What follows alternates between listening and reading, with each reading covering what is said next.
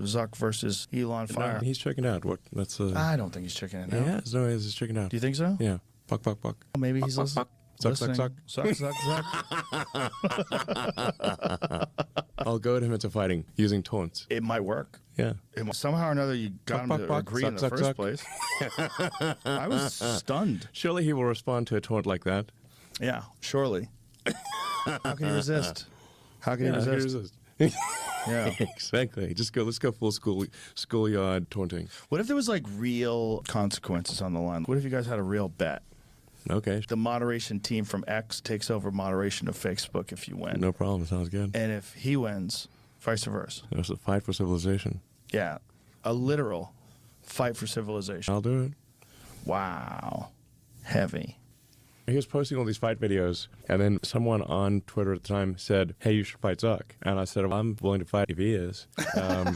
And then Zuck posted, I think on Instagram or something, name the place or something to that effect. And I was like, okay, how about the Vegas Octagon? And then Italy actually was willing to let us use the Colosseum.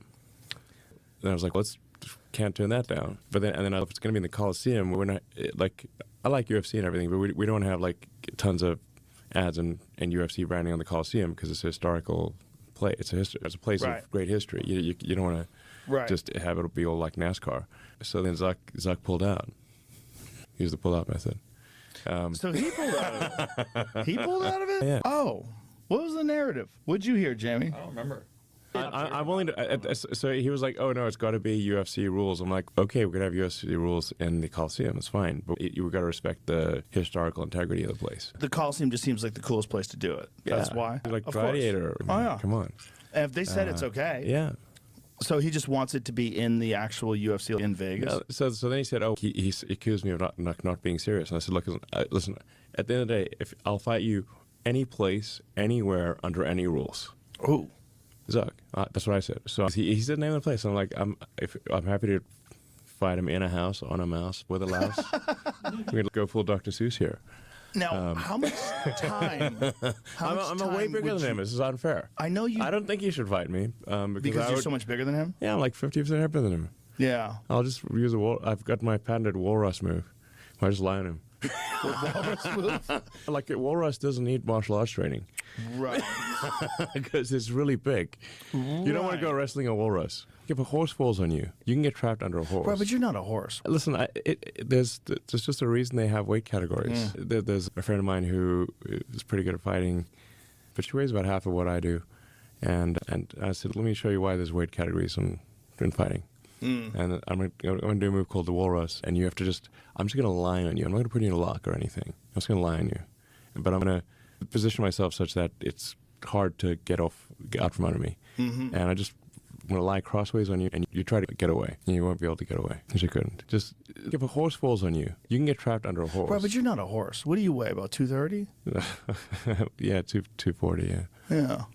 No, I'm not a horse, but I'm saying in the limit, if something's heavy enough, if a horse falls on you and dies, you can get trapped under a horse and not be able to get yourself out. But if someone's good enough, I'm sure you've seen absolute weight classes in jiu-jitsu where you'll get a 145-pound competitor who strangles a 220-pound competitor, and they're both well-trained.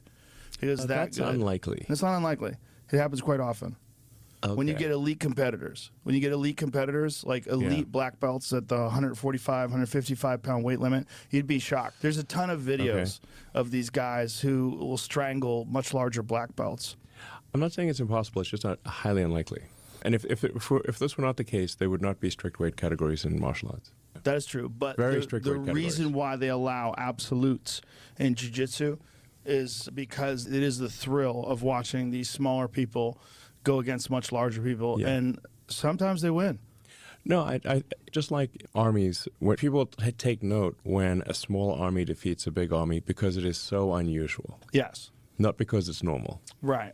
If it's like, it was 2 against 10,000, and boy, did we beat those two guys up. More likely what happens. If you're severely outnumbered, you will lose, almost certainly. So look at the size difference between these two guys. Play it out. This is Mikey Musumeci, who is another fascinating individual.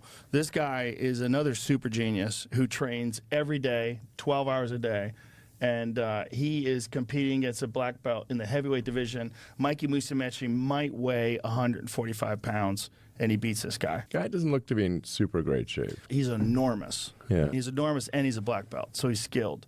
I forget how Mikey wins this. He catches him at some. So he won by points? Yeah, so I wasn't sure okay, exactly so he what won by happened points. I think you're making the point for me here. Yeah.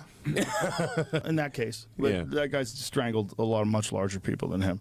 But again, he's extraordinary. He's a world champion. He's a world champion for ONE, which is this huge organization in Singapore. They do these events where they have all kinds of different martial arts. They have MMA, Thai boxing. Yeah. Yeah. So you would do it under any rules? Sure. All right, let's go. I like the fact that you're interested in doing this. It's fun. It makes it fun. Yeah.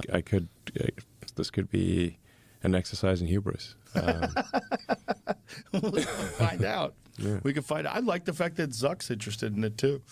I like the fact that he trains so much.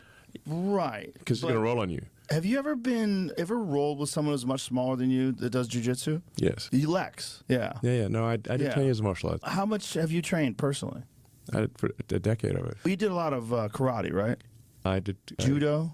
Judo, Kyokushinkai, karate. Yeah. I did some jiu-jitsu, taekwondo, street fighting, which was involuntary. I think I'd be decent. The things that if I was fighting someone where I was not much bigger than them, then I would be more concerned.